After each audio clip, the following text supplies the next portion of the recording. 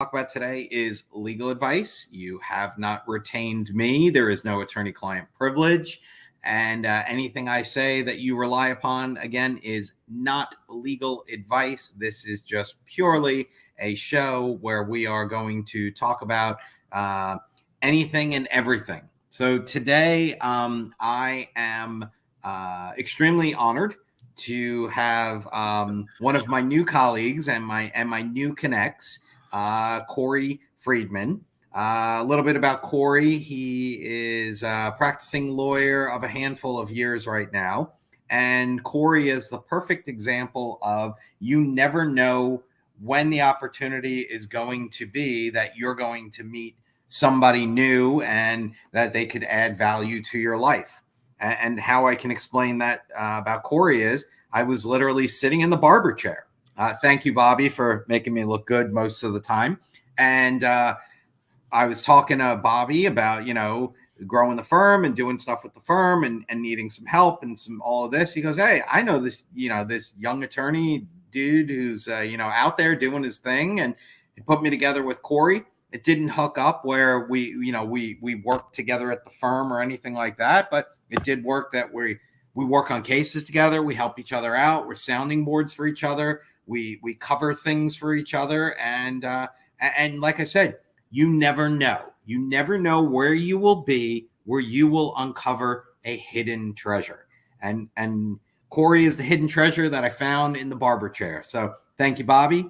Thank you, Corey. So Corey's here today, practicing attorney. I'll give him 30 seconds, 60 seconds to tell a little bit about himself. And then we're going to hop into some rapid fire questions, and we're going to put Corey on the spot. So Corey, welcome and thank you for coming here today. By the way, your hair looks good.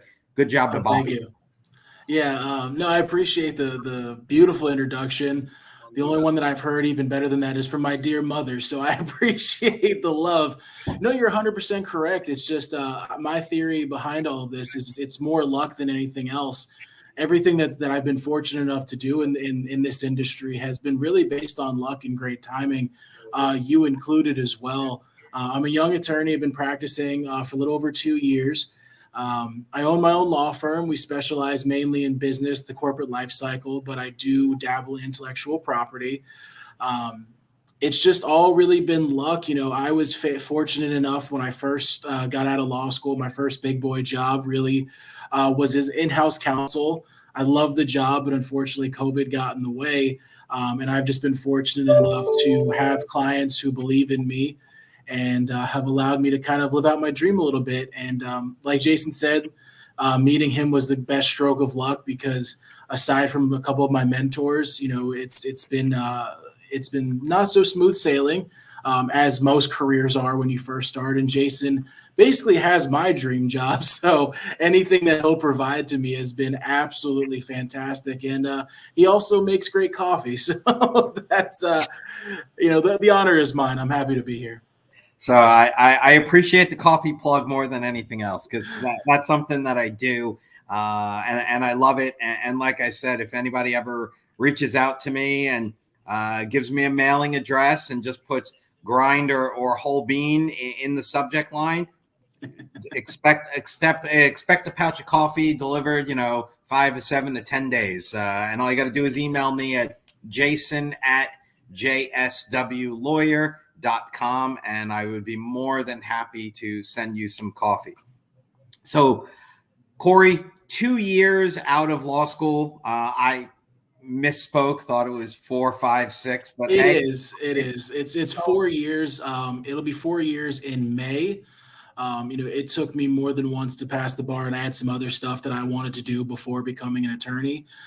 So the timelines, they tend to be a little bit different for everybody. And I'm actually just very blessed that the timelines ended up working for me. So yeah, I believe it's actually been 2 years yesterday since I received the news. So that's been extremely exciting. Well, congratulations on your 2-year anniversary. And, you said something that, just hit a point of mine, which is, you said the dream job. The grass is always greener on the other side. And I can tell you that as a younger attorney, I bounced from firm to firm to firm to firm to firm. I probably did 5 or 6 moves over the 10 years, 12 years, always thinking it wasn't the right thing. It was always a little bit more money. There was always a little bit more. There was, whatever. And then I finally just said, you know what, I can do this. I can do this on my own. I can do this with support. I could do this with friends and family and everything else. And I kind of just went into it. And you talked about luck. So I'm going to talk about one of the topics today, sports and law and life. And my forte into the sports and entertainment world was I happened to meet one of my mentors, Alan Fertel. He hired me, and we were trying to build a sports and entertainment practice because Alan was in that industry, really loved it, really wanted to do more. I was literally and this will tell you how long ago, Sports Authority at the Sawgrass Mills Mall. I walked into a store, and there's this big dude sitting there with Everlast gloves all around him. And I'm like, I go to the store guy, who's that? I'm not going to say the client's name, but he tells me who it is. And I'm like, wow, that's pretty cool. And I actually knew his name. And he actually beat George Foreman for the heavyweight title at one point.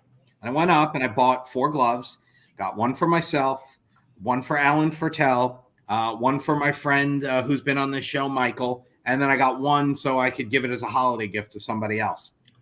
And I went up to the guy and we were talking. And I'm like, well, who's your lawyer? Well, I don't have a lawyer. Wait. You don't have a lawyer? No. I got a trainer. I got a manager, but I don't have a lawyer. I said, you need a lawyer.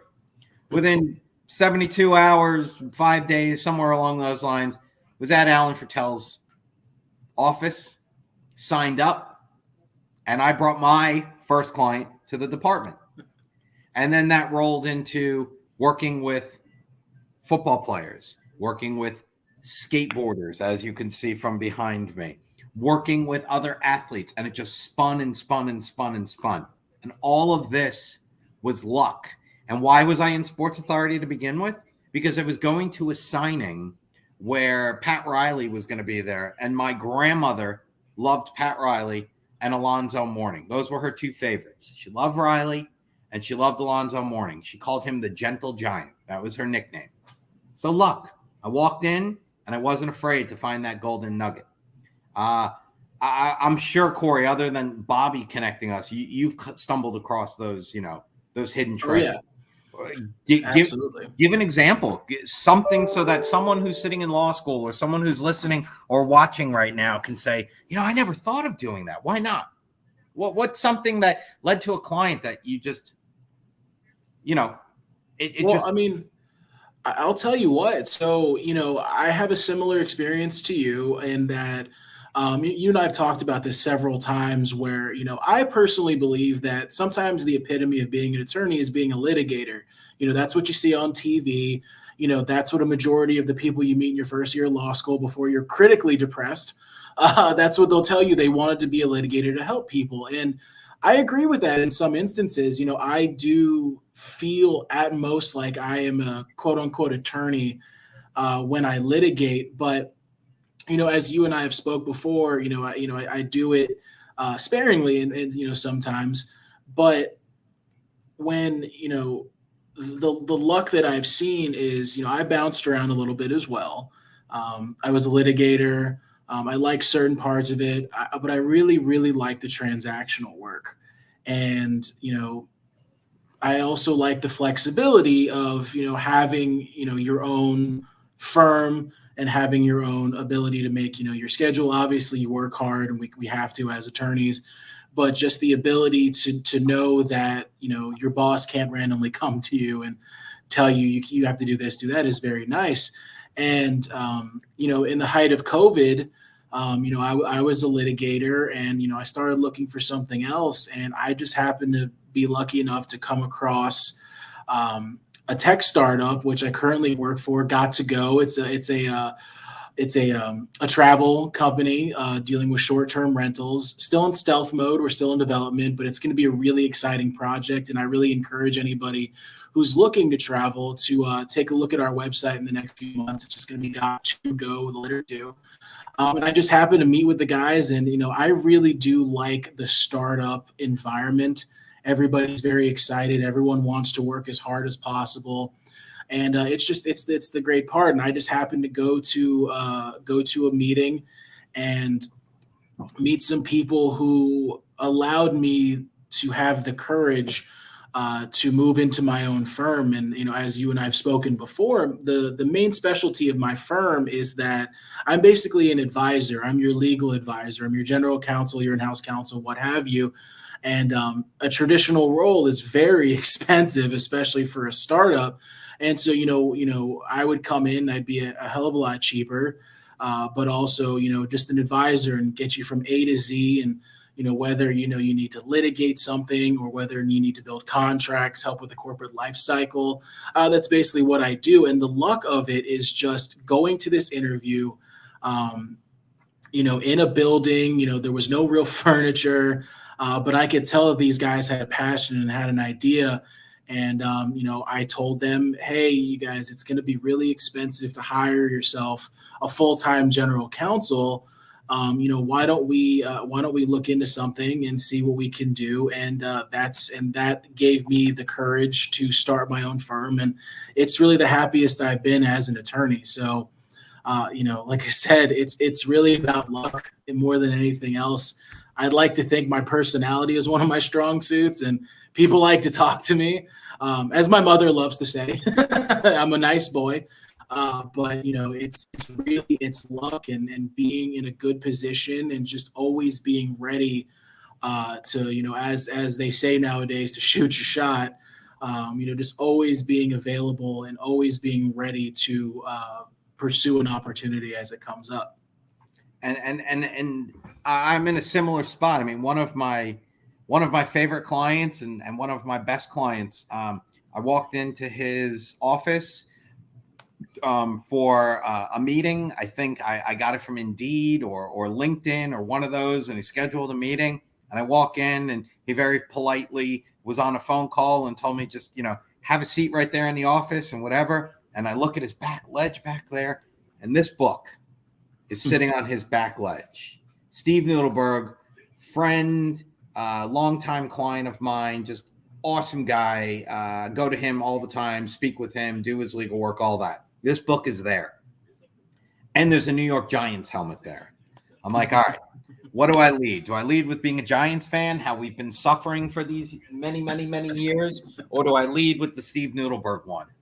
And I said to him, I don't know how to lead. Do I lead with the Giants because I love the Giants? Or do I lead with, how the heck do you have that book and why do you have it?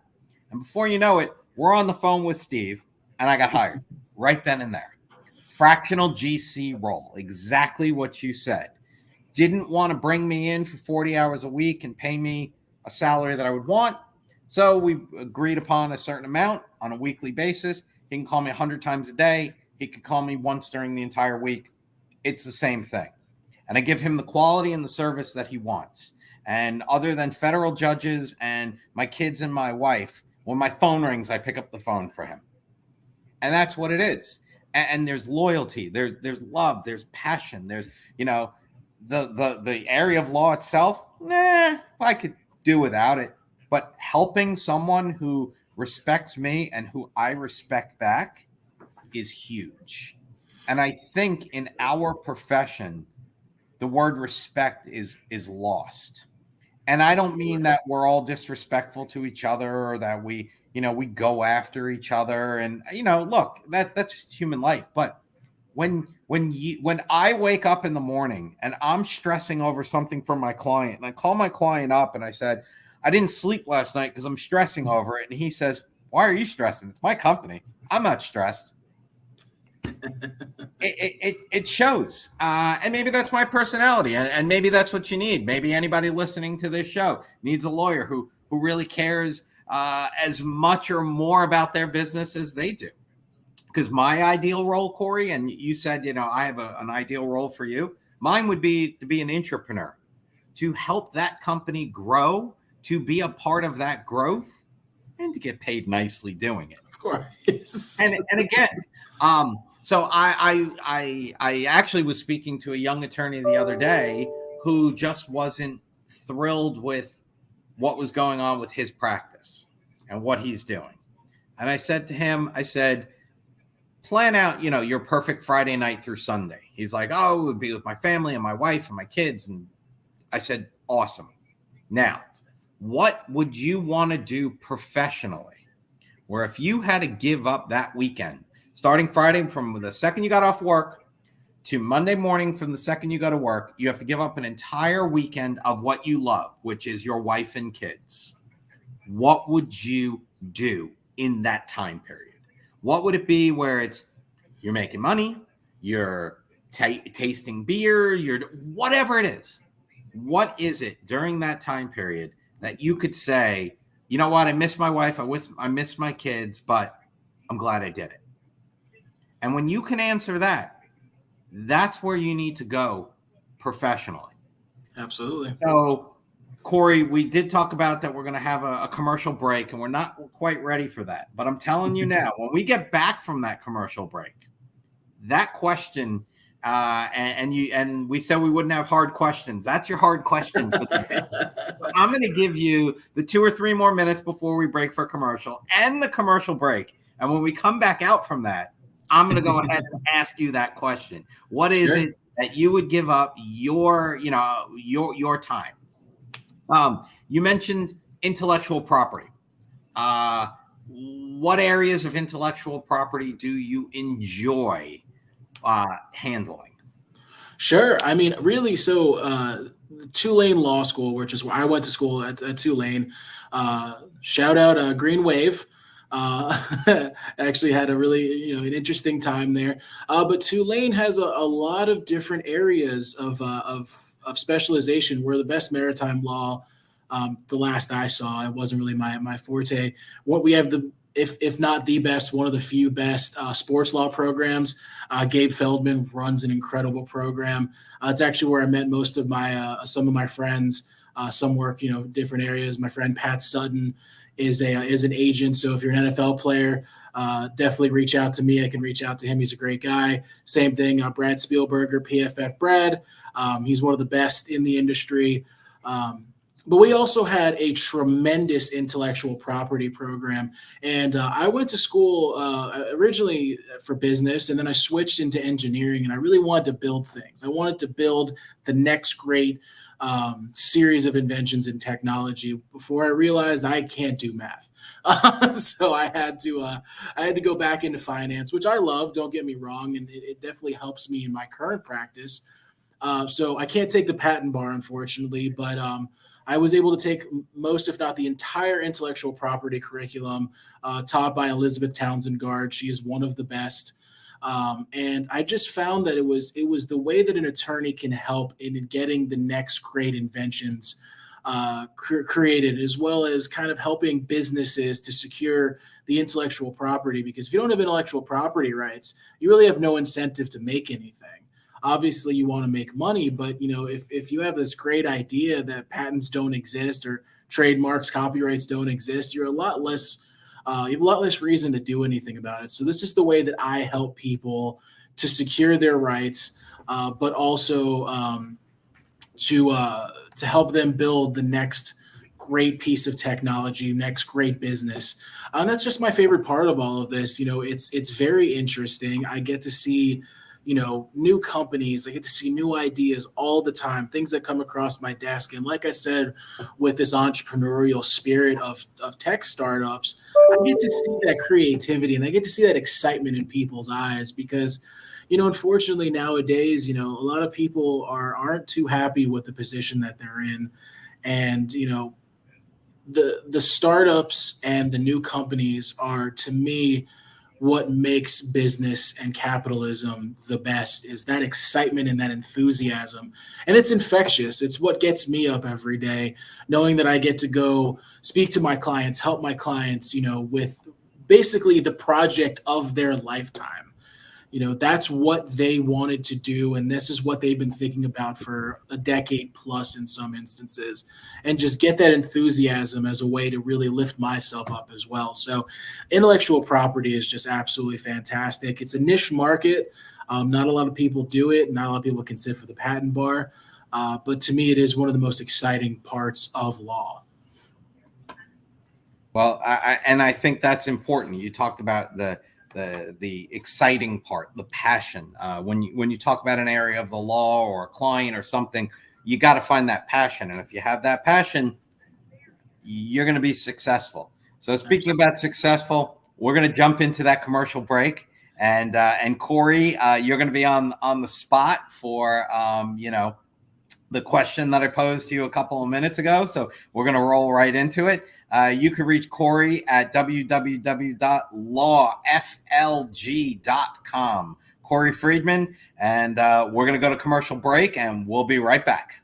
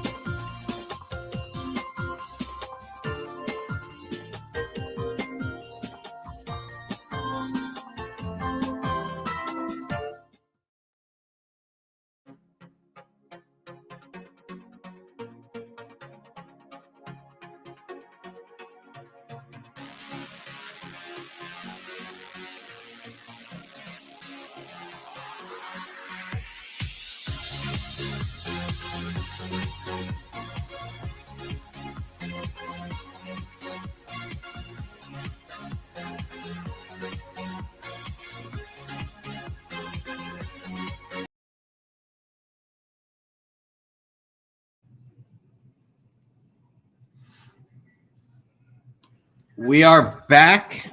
This is the Ask Jason Weiss show with your host, me, Jason Weiss. I am an attorney. Nothing here is considered legal advice, so please don't rely upon anything that we say. I have with me Corey Friedman, and he's been great. And I tasked him with something that if he had to leave his office at Friday at 5 o'clock and go straight back to his office Monday morning at 8 a.m. or whatever time he gets to work, and he had to give up time with his family, friends, loved ones, sports, and TV and Netflix. What is it that he wouldn't mind doing while giving up all the other great stuff? So, Corey, you're on the spot. Let's go. Well, See, and it kind of goes back to the reason I think why you and I do this. It's that work-life balance that, you don't necessarily go to sleep stressing every single day, which I definitely did. It's the nature of our business. I would definitely say that if I had to give up a weekend with my lovely girlfriend, and my friends and family, for work, I would definitely say that if as long as we're doing something productive, enthusiasm, and it's something that's necessary to the survival or advancement of the business, I'd be happy to do it. Like I said, as long as there's positivity flowing, you know, there's really not much I won't do in this world, especially for specifically for the clients that I work with. If we had to get together and just meet on some intellectual property issues, or hey, this came up Friday night, we got to do this through the weekend. As long as we were all together and just kind of had that same energy that I see on a daily basis, you wouldn't have me upset. So a client that is passionate about whatever it is that you need to do, and they're as engaged and they're as great. I find it sometimes disheartening or troubling when I'll go to a client's office and we'll sit there for a Zoom, and the client will tell me to mute it because they're on another phone call, or they'll sit there and they'll be texting, or they'll be FaceTiming with the wife, the girlfriend, the daughter, the sister, the son, whatever it is. I find myself just taking it on as my own, taking on that responsibility, that passion. And if it's contagious, that's awesome. If it's not, then it's not the right fit. And I know for a younger attorney who's been younger in the practice of law and is not as established, sometimes there's a huge conflict between, do I take on this client who I really don't want to work with, whose work I really don't want to do, but I could use the money? Do I take on this case because it's a loser and a dog? Do I take on this case because it's outside of my expertise? And we have a lot that we have to balance, being a sole provider financially in my home. I got to make sure that I can pay tuition, that I could pay, car payments, that I can make mortgage payments and rent payments and pay everybody that's on the payroll. And, do I want to work with a client that's calling me all hours of the day, all hours of the night, 8:00 in the morning on a Saturday? Yes, you know who you are. Every Saturday for weeks straight, every Saturday. I want one Saturday where I can sleep until 8:30 and not hear bzz, bzz, bzz on my nightstand. So again, one of the things I'll say that's important, and we'll touch on this, is boundaries. I know me personally, I've allowed clients to overstep boundaries. Whose fault is that? Mine. When you give them your personal cell phone number and they're calling and they're texting and they're doing everything, I know it's my fault. So how do you do that? Well, I have my personal cell phone right here, and now I have my office one. You want to talk to me? You want to do business? Text me, call me, do whatever. This one stays downstairs, mute at night. This one sits on my nightstand. That's how I figured out how to take a little bit back. Is there anything, Corey, that is a newer attorney and a newer sole practitioner that you could advise to someone right out of law school who just passed the bar, just got their results? I'm ready to set the world on fire. Where do I start? Yeah, and I'll start by saying it's really difficult to judge when you meet somebody what kind of client they're going to be. And that could just be because, like I just turned 30. So, of course, everything hurts now. So I really appreciate Father Time for that. But, I'm young, so I still, I haven't had every experience. So, I do find it tough sometimes to determine what kind of client I'm dealing with. Sometimes a nice long consultation free of charge will typically help me to establish who this person is. I'm very lucky in that all the clients that have my personal cell phone are great with boundaries. They're not texting me, calling me at all times of night, all times of day. They're businessmen and women who understand the value of shutting off. And I think that's a positive thing in 2022 is mental health is a lot more at the forefront than even when I was in law school, which was only 4 years ago. And that's how much we've moved. So people understand. And I think the one thing about COVID is we've understood now that our home life is separate from our work life. And so people who understand that tend to also treat people like that better. Of course, I've had clients who call me on a Sunday at night asking just a very unnecessary question. Right. So the way I combat this is this. I also have the personal cell phone, but I have Ring Central on my phone. It's the Amazon, I believe it's the Amazon service, and it's great. It's the same thing as a normal phone number. They have a great call tree, voicemail, call handling. I absolutely love them. But they allow me to determine my hours. So, people who have my work number that's on my website, I give it out freely. You can call at all times of day, all times of night. You can text me. I always prefer texting. But what it's going to do is it's going to send you straight to my voicemail. And, I'm happy to call back if it's an emergency. I'm happy to help at all times of night. But if it's something that can wait till Monday or wait till the following day, we do address that on the following day. That was the one thing about being in a law firm that, really was not for me, is this idea that you have to be on 24/7.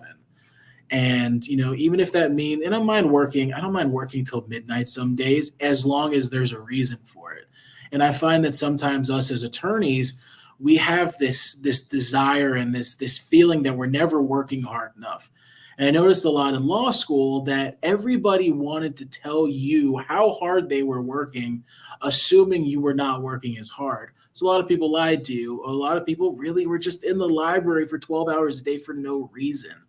And I couldn't live like that. So I value the work-life balance. And because of that, I've just learned how to differentiate between an emergency that needs my immediate attention or an emergency that can wait until tomorrow or Monday. And, it's been good so far. And, that's definitely helped a lot in the practice. Do you find, Corey, and I know you're only out of school practicing for 2 years, but in those 2 years from when you first started till now, do you find that the client expectation of a response has gotten narrower or more flexible? I've definitely found that it's gotten more narrow to most. Like I said, if you deal with a full business person, somebody who owns their own business or has been doing it for a long time, they tend to understand that not everything is an emergency, but that's not always guaranteed. I've definitely found that even just not even necessarily business responses, but just overall communication in the last five years or so, because of texting, because of social media, because of the constant stream of news, people, and even like, getting a package nowadays, 5 business days. What are you talking about? Amazon will get this to me by tonight. Yeah. And it's kind of the same thing in business, and people who have questions, they expect an immediate response. And even if they don't, you kind of almost feel guilty about not giving them that immediate response. I definitely am guilty of working on, say, a motion or something, and then an email will come across my screen, and all of a sudden, I got to deal with that one real quick, even though it's not necessarily time sensitive. 100%. So that's the important thing is sometimes shutting off and doing what you need to get done, putting some blinders on and go. But to answer your question, I've definitely found that I think the communication process has gotten narrower, and people just kind of expect a response when they send you something. And it has been tough to navigate. Well, I mean, from when you started law school and came out to when I started law school and came out, we had BlackBerries and not everybody had them. These days, you tell me you find 5 people that are in the working field that don't have email on their cell phone, and I'd be shocked. And you take your cell phone, I don't mean you, Corey, but we as a society take our cell phone everywhere. You're on a plane, you're on Wi-Fi. There's no reason why you can't get into contact. You're in the restroom. You're probably sitting there reading an article or something, and you're on your phone. You're watching a movie in the movie theater. You're on your phone. You're at a sporting event. You're on your phone. You're on your phone. You're on your phone. You're on your phone. You're always connected to that phone. You always have your email. And you'll get that from people. Wait, you had your phone. I emailed you an hour ago. You haven't responded. Yeah. During the course of this show, which we're 35 minutes into, I have someone on the other side who has now emailed me twice saying, I emailed you this morning. You still haven't gotten back to me. She just emailed me again. I'm waiting on an answer. That's not my client. That's someone on the other side that wants something. Well, guess what? Yep. You have to wait. And then when I give you the answer, you're not going to like it. And you probably would have rather have waited. So I think society right now is an instantaneous gratification society. We send you, we want a response, we want it done now. And one of the biggest struggles that I have is figuring out what needs to get done in an order of priority. The things I want to do get done first. The things with deadlines get done first. Everything else that's just out there gets done second. And one of the things that I've learned with clients is they'll send over something. Hey, Jason, can you please review so-and-so? No problem. What's the deadline? 90% of the time it was, I needed this yesterday, but when can you have it to me? And then I get the opportunity to say, well, tomorrow's Good Friday, or tomorrow's the holiday, or tomorrow's this, or tomorrow's that. So you can have it Monday or Tuesday because I need some time off. Or, I can get it to you tonight, or I can get it to you tomorrow morning. If we establish those guidelines in the beginning, I think it's good. I really, really do. And if we don't, then you're going to be like me one day and just let clients tell you when things need to be done and you need to get them done. And even that's not going to make everybody happy. There's no way. So you talked a little bit about intellectual property. There's your love. There's your passion. If people want to get a hold of you, they can email you. And for those people that are listening, spit out your email address, sir. Sure. It's just Corey, Corey at lawflg.com. I think that's also on the screen. If anybody ever needs anything as far as any assistance, intellectual property, business, I like to say that I am your advisor. Obviously, I'll get the grunt work done. But when I was in law school, I had a professor who told me that one of my skills was being able to distill complex business ideas down to where attorneys can understand them, and complex legal theory into a way business people can understand. And that was another reason why I got into law. I kind of thought that we make as attorneys, because we have worked hard and we have learned a lot and we have struggled through learning all of this, we tend to not necessarily care, or we tend to do it on purpose, is to make things overly complex to where the average layperson doesn't understand it. That's kind of not what I do. I like to explain things in a way that you can make a decision on your own with my guidance, and that, I'm not trying to confuse anybody. So that's really the big spiel, I guess, is that, I like to be the friend who knows what's going on, but also will tell you the way you need to know, not necessarily the way that I can confuse you and make the most money, I guess is the way of saying it. Right. And sometimes it's better to just tell a client the way it is. I mean, I always say I'm a deal maker, not a deal breaker. You want it done, we're going to find a way to get it done. Exactly. So we're heading off towards the end here, Corey. I usually try to throw a softball question or two at the end. So one of the questions I had prepared in my head and didn't go over with you, but I think I'll have the answer, so I got to think of something on my feet, was going to be, what was your favorite class in law school? I'm going to guess it was intellectual property or business class. Yeah, I definitely love the business classes. I'm kind of the nerd. I like the tax classes too. Like I said, I was a finance guy, so it was the only thing in law school that looked familiar for the most part. So I just enjoyed being in the actual school of business and seeing different people. But yeah, those intellectual property courses were great. Really the best time that I had was when I was writing for the Intellectual Property Journal. It's a 2-lane Journal of Technology and Intellectual Property is the official name. And just like I said, the excitement, but all those intellectual property courses were definitely my favorite part. So 2-lane, New Orleans, that area. Favorite restaurant while you were in law school, and why?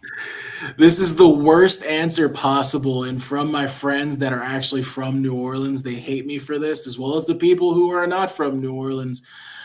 I wasn't necessarily that big into seafood when I got to New Orleans. I love crawfish, don't get me wrong. And really any crawfish boil in New Orleans is going to be A+. But I used to go over to on the outskirts of New Orleans is a place called Metairie. It's just basically, it's the like New Orleans proper essentially. It's on your way to the airport. There was a cheesecake factory, but there was also next to a cheesecake factory was a small hibachi restaurant called Akira. I was there about a month ago, so it has survived the pandemic, thankfully. The best hibachi I've ever had. And anytime someone would come and visit me, I made sure that we'd make a stop there on the way to the airport. So the absolute worst answer possible. And anyone who's from New Orleans probably despises me now. And I justifiably so. I hate me for that food take. But I definitely say if you can get a crawfish boil in, if it's in season, that's the best part of New Orleans, in my opinion. But also really good hibachi. So if you're a startup looking for some legal advice, if you need an attorney and really can't afford to bring somebody on full time, full staff, Corey is your guy. Give him a call. He loves working with startups. He loves getting creative. He loves getting you right to the answer and not charging you an arm and a leg, just a foot and a hand. So again, Corey, thank you so much for doing this. I do appreciate it. It's refreshing to get all aspects of the practice of law. And just my one piece of advice is just follow that passion. If you're passionate about an area, just go with it. Do what you got to do. Don't be like me 21 years in, still trying to find passion in work. I love this. I love my coaching business, and I love working with clients that respect me and who I respect. So you know who you are. I'm not going to give you your names, but just thank you for all you do. Corey, thanks for being a part of the show, being a part of my life. I appreciate that. You as well. It's great, and I know when I'm in a bind and I got to pick up the phone, Corey is there to help me. And again, you want that coffee? Just shoot me an email at jason@jswlawyer.com. Put grind or whole bean. Give me a mailing address and look for it in 5 to 7 days.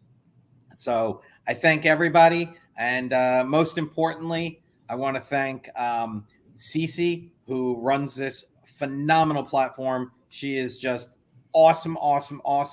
GoingSoloMedia.com. Thank you, everybody. Have a wonderful long weekend. Hopefully everybody gets one. Take care, guys. Take it easy. Thanks again.